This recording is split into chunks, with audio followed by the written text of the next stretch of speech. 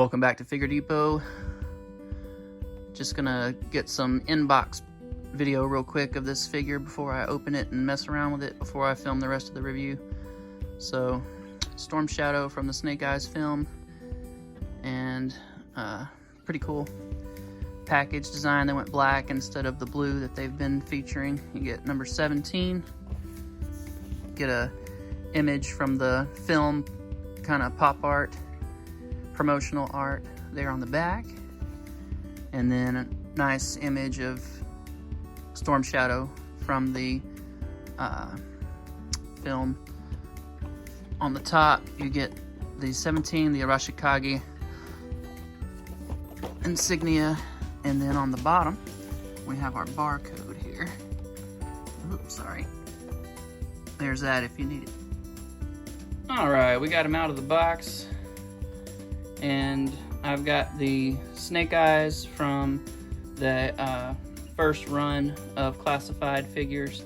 Not the one that was a con exclusive, I think, or special order somehow, but the one that's all black. And here's a look at the head sculpt.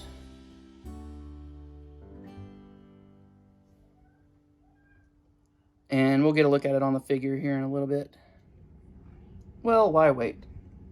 So, pretty good likeness from the actor that plays him in the new Snake Eyes film. I've not seen the film yet, so I have no opinion on it one way or the other. I know people are kind of polarized about it, so if I seem short of breath, it's because I'm recovering from COVID and pneumonia. So please bear with me. Thank you for your patience. Alright, so here's a closer look at Storm Shadow. A lot of people complain because his suit is kind of a creamy off-white color, and I mean, I understand that, I get that. It'd be nice to get a nice stark white, but it doesn't really bother me.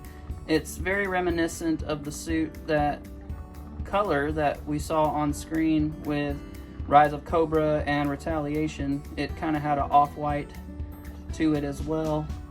A lot of the replicas and stuff they made, like the katana I have from Storm Shadow, is a true white, but I think, at least with the filters they used to film the movie on screen, it still does look very off-white, so it doesn't bother me. The design is, of course, from the new Snake Eyes film, but there are definitely a lot of similarities and cues taken from that Storm Shadow suit that was in the first two films. So I like it a lot. Very cool figure, and definitely glad to have it in my collection. These two side by side give me a very strong G.I. Joe Retaliation vibe, and I definitely dig it. Look very cool together. So I like the Snake Eyes figure from the Snake Eyes film. From what I've seen, I've not seen it in hand, but I've seen plenty of images and videos, and I think it looks really good. I'll probably eventually pick it up, but I do like this Snake Eyes with this Storm Shadow. I think if I didn't ever find that other one, I would definitely be content with these two. So looking at the figure up close, definitely going to be repainting these bushy looking eyebrows. With a nice, just solid line. They kind of have a real fuzziness to them. That's all I know how to describe it. So I'll sand those down and just do a nice black line for that. But other than that, the eye portion looks pretty good. The suit looks good. That's a nice detail there. The only paint work on here is, of course, that small portion of his head where you can see his eyes. Then you've got the silver strips coming down the side here, and then the gloves will have his fingertips showing. It's pretty much the only paint on the figure. So, but the sculpt work is awesome. So with the right lighting, all those details are really going to jump out and look nice.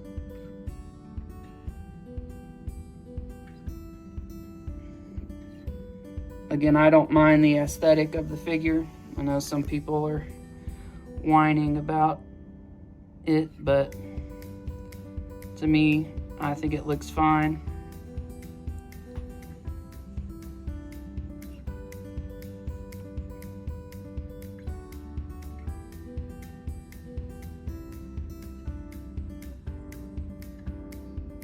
Getting a quick look at the back of the figure, you can see the holster or sheaths for his katana. He's got a curved and a straight edge katana, and I don't know if there's a difference in the name of those two, or if it's just a design preference from the maker.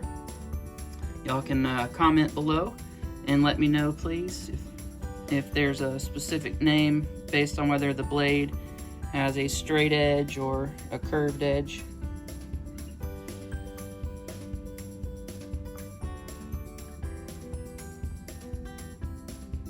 Lots of nice detail on here. Very cool figure.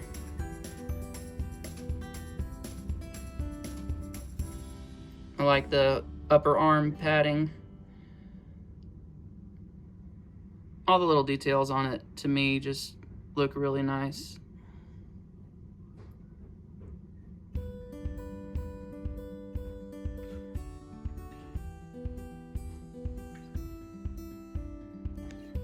Just a great looking figure. Here's a look at the swords. They just drop down into the back there.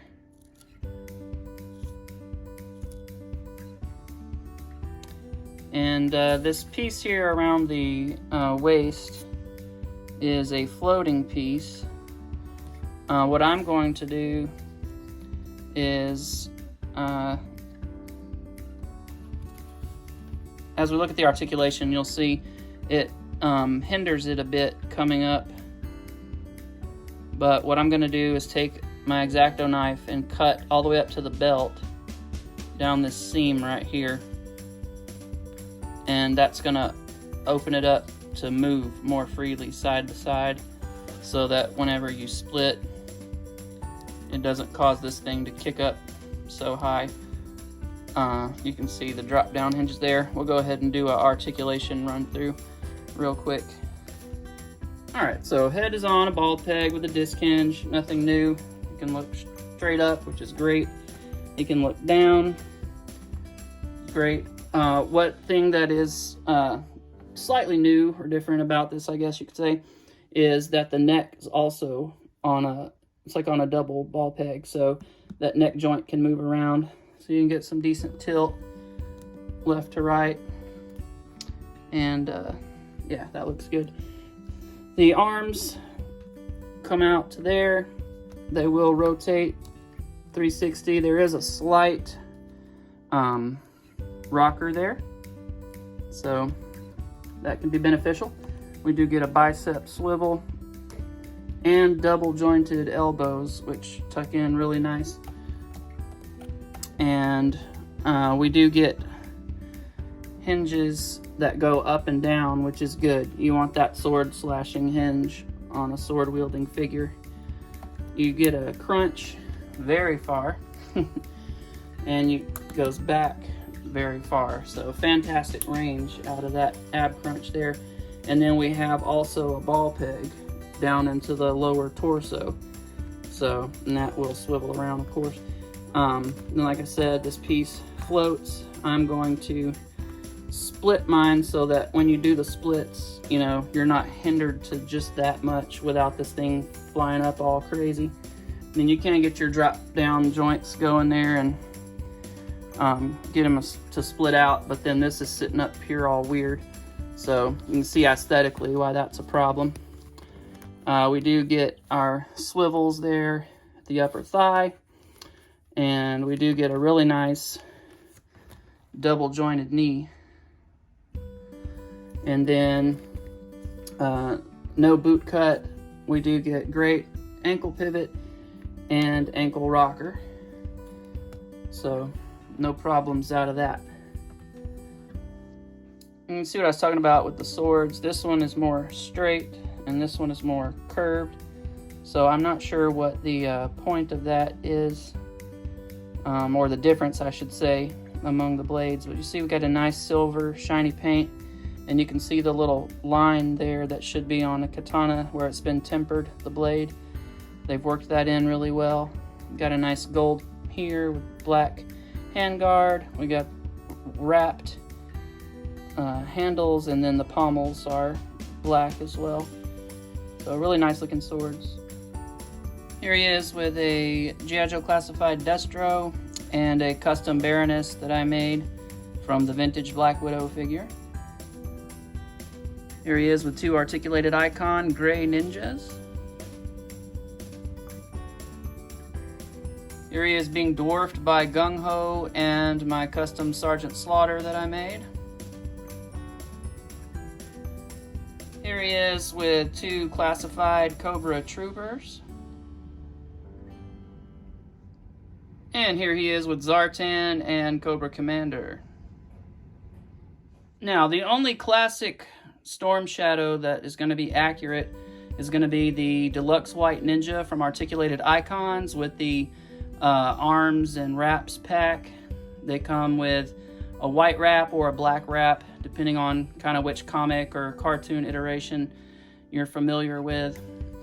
But movie version, again, is going to be this new figure, and you can tell the difference in the whites. You know, there's a stark white on that Articulated Icons Ninja, and it's definitely a more off-white or cream white on the movie figure. So, you know, I get why people don't like it, and I would, if I had the choice between a stark white and this off-white, I would definitely go with the stark white, but I don't mind it, so it's definitely not going to keep me from enjoying the figure.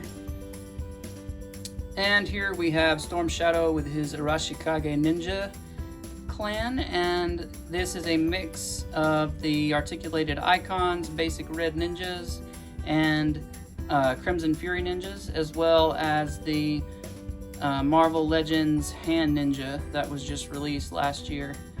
So I've got 8, which ought to suffice. And they mix really well, the Articulated Icons and the Marvel Legends. So either one will do fine on their own, or they make a nice little blend with each other to kind of vary it up a bit. But yeah, awesome to have this Storm Shadow with these guys. So final thoughts, I love it. Fantastic figure. Definitely stoked to have it, and I love pretty much everything about it. The only thing I don't just love about it is, again, the color. It doesn't just completely turn me off to the figure, like I said, but I definitely would have preferred, like everyone else, a nice stark white.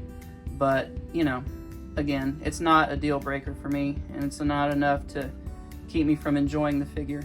So I give it a 9 out of 10, and I recommend you pick it up if you're a Storm Shadow fan. I think you'll really enjoy it if you can get past the color, which I can, no problem. Thank you so much for watching. Please check out my Instagram for other action figure photography, and my channel for other figure reviews. And I'll see you guys next time. Thank you so much for watching.